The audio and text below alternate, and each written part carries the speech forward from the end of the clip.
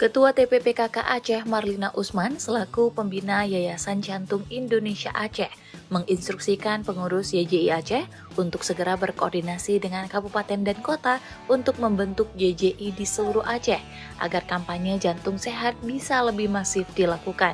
Penegasan tersebut disampaikan oleh wanita yang akrab disapa Kak Ana itu usai mendengarkan paparan terkait pentingnya kampanye jantung sehat bagi masyarakat yang berlangsung di ruang rapat Meliko Gubernur Aceh pada Jumat 25 April 2025. Marlina mengatakan kampanye kesehatan jantung harus masif kita laksanakan karena saat ini baru 5 kabupaten dan kota yang sudah membentuk YJI.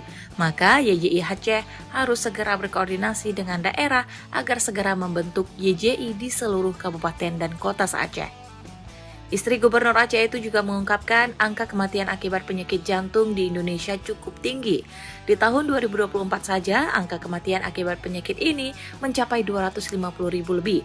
Untuk itu, upaya penyadartahuan kepada masyarakat harus menjadi atensi bersama.